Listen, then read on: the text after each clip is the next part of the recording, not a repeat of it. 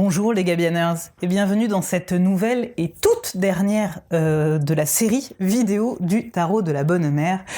Toute dernière vidéo de la série qui parle donc des cartes et des saints qui leur sont associés puisque au terme de cette année 2022, nous arrivons aussi au terme de tous les saints représentés sur les cartes. J'ai fait j'ai parlé de tout le monde, de tous les saints qui ont un tirage associé. Bien entendu, il y a plus à découvrir encore sur le site internet du tarot de la bonne mère et je suis joignable à tout moment sur Instagram s'il vous reste d'autres questions sur sur le tarot de la bonne mère en général et sur les saints aussi dans la mesure où je puisse y répondre. Voilà. Et donc nous terminons sur le jugement sur l'arcane numéro 20 et Saint Jean de Matha.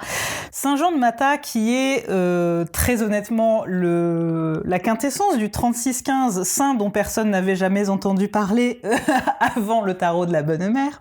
Je le sais, c'est un commentaire qui revient extrêmement souvent.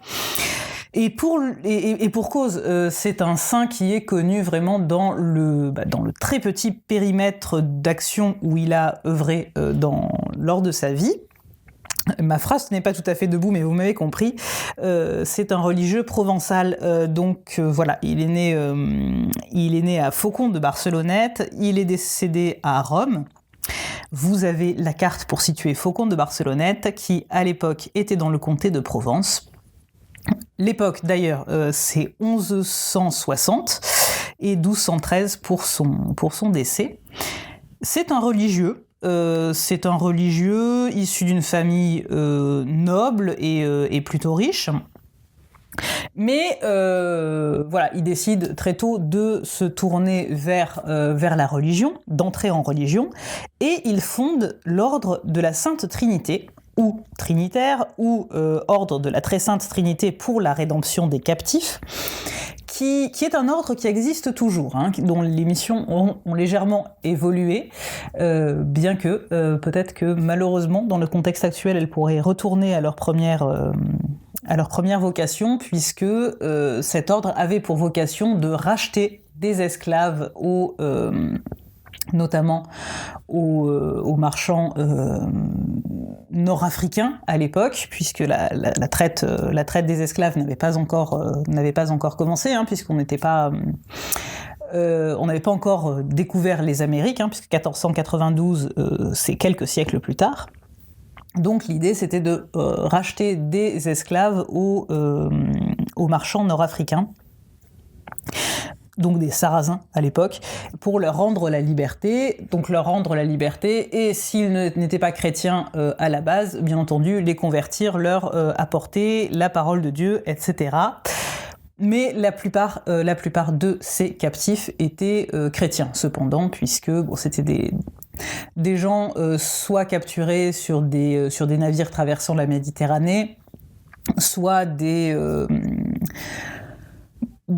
chrétiens pris lors de razzias ou des prisonniers de guerre, etc. Voilà, donc cet ordre religieux avait pour vocation de racheter ces captifs ou de les négocier contre autre chose et de leur rendre leur liberté. Donc la mission de l'ordre maintenant continue à œuvrer pour la rédemption et pour les prisonniers, donc les prisonniers maintenant au sens légal du terme, et à prêcher la rédemption, l'arrêt des violences, etc. C'est un ordre qui du coup a un message finalement fort et ancré dans le présent. Ce sont des gens qui œuvrent vraiment dans le monde, et non pas des religieux qui vont être amenés à rester dans leur couvent ou dans leur monastère à prier.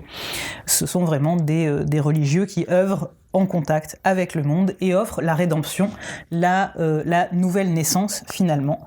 Ce qui est tout à fait le message. Là, vous avez le jugement du tarot de Viéville. Je rappelle que j'ai restauré le tarot de Viéville.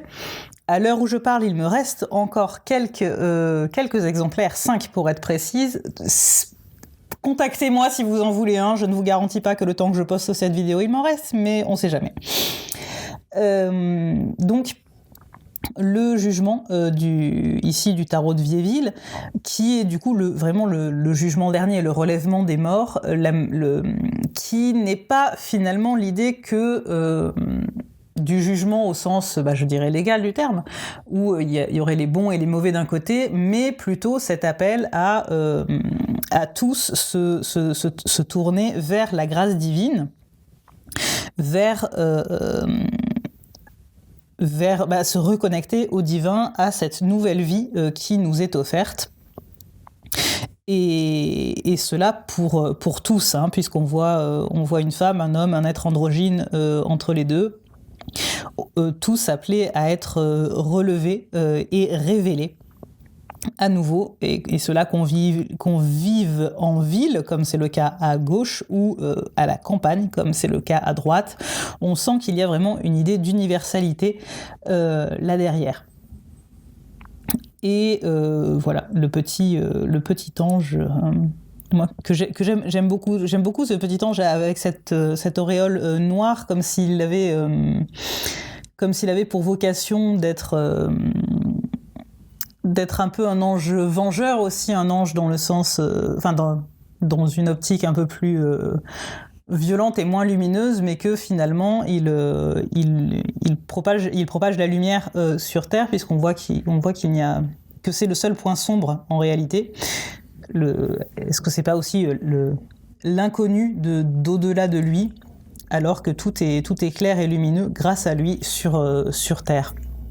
Voilà, ce n'est que mon interprétation personnelle, comme ça. Et le jugement du tarot de la Bonne Mère lui reprend, donc on voit la figure bien entendu de Saint Jean de Matha, avec son livre, sa Bible, qui offre la rédemption, une nouvelle aube aux captifs et à la personne qui tirera cette carte en général. Voilà, c'est vraiment l'idée d'un nouveau départ, d'une rédemption, d'un renouveau, de s'autoriser aussi à être une nouvelle personne, à se relever et à se réinventer finalement. Voilà. Qu'est-ce que j'ai oublié? Qu'est-ce que je peux dire d'autre? Oui, j'avais toute ma liste de mots-clés. Oui, c'est aussi une parole d'espérance de la résurrection, de l'absolution, de la liberté aussi de se libérer de son passé, de se libérer de toute cette part d'ombre qu'on ne voudrait plus de soi-même, etc. C'est aussi une sorte d'accomplissement. Je trouve ça très intéressant qu'on arrive aussi en fin d'année sur ce saint-là et sur cette carte-là. C'était pas volontaire à la base, mais j'ai trouvé que c'était un très joli hasard de se dire, voilà, on a commencé notre progression, notre processus du tarot, normalement, on le dit avec le mat, en partant chercher autre chose, et on arrive à cette possibilité de rédemption, à ce renouveau, finalement, qui nous est offert. Et donc voilà, je vais vous lire la prière de Saint Jean de Matha, à Saint Jean de Matha, qui est sur le site internet, comme tout plein d'autres choses. Saint Jean de Matha, toi qui venais d'une famille illustre, tu as choisi de renoncer à tout pour te mettre au service de ceux qui ne possèdent même plus leur propre vie. Dans une démarche de paix, de dialogue, et guidé par une lumière irrévocable, tu as œuvré à racheter les corps et les esprits des captifs. Que cette mission concrète que tu as accomplie de ton vivant devienne symbolique. Permets-moi de me racheter, de renaître à la vie véritable en embrassant la volonté de l'univers. Saint Jean de Matha, offre-moi la force, le courage et l'inspiration de suivre tes pas, que je me libère de mes chaînes et aide mon prochain à se libérer également. Avec toi, j'abandonne les pensées négatives, les schémas qui m'entraînent hors de mon âme, les sentiments néfastes. Je m'éloigne sans retour des habitudes, des pressions sociales, familiales, amicales, qui me poussent vers ce que je ne suis pas. Avec toi, je trouve enfin ma mission sur Terre, je sens en mon âme la force, la solidité, l'envie, le cap à suivre. Grâce à toi, je trouve le centre de mon âme qui est à l'abri des tempêtes. Je saurai maintenant y retourner.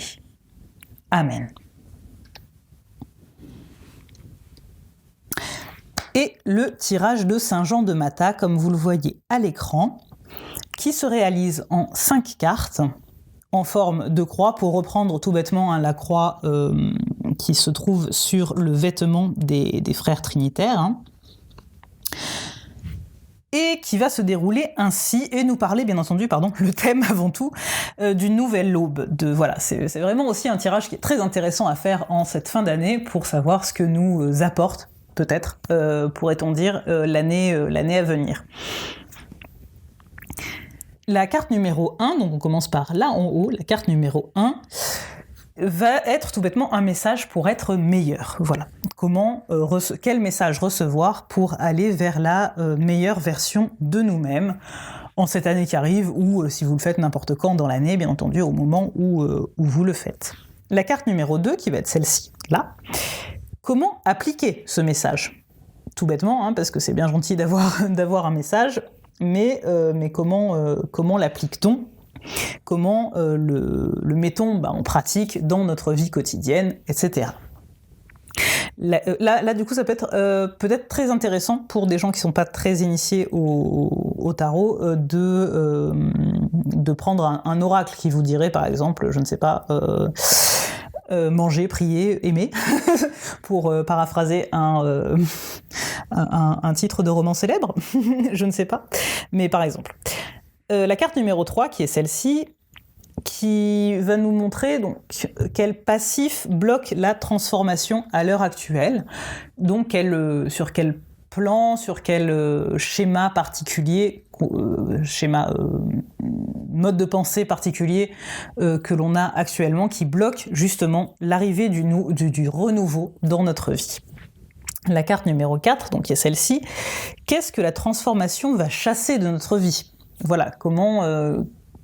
c'est donc pas quel est le renouveau que ça va apporter, mais plutôt de quelle partie néfaste ou quelle peau morte de notre vie cela va-t-il enlever. Et la carte numéro 5, enfin, qui est la centrale, quel est le premier pas à faire pour ce changement ? Quel est le premier acte à poser ? Quelle est la première pensée à matérialiser, etc. Voilà, j'espère que j'ai été claire. Comme d'habitude, posez-moi des questions en commentaire si vous en avez. Joignez-moi sur Instagram, je vous réponds toujours avec plaisir. Et voilà. Cette série présente de saints cartes et prières s'arrête là, puisque nous avons fait le tour. Et je vous remercie vraiment vivement de m'avoir écouté toute cette année, de m'avoir soutenu, pour toutes les personnes aussi que j'ai pu rencontrer à travers ces échanges et à travers ces vidéos et à travers les échanges qui s'ensuivent sur Instagram notamment. Merci beaucoup à tous. Je vous souhaite une très très belle fin d'année, si vous me regardez entre guillemets en direct de la diffusion. Et je vous souhaite tout le meilleur pour l'année à venir. Je vous dis à très bientôt, portez-vous bien et aimez-vous les uns les autres.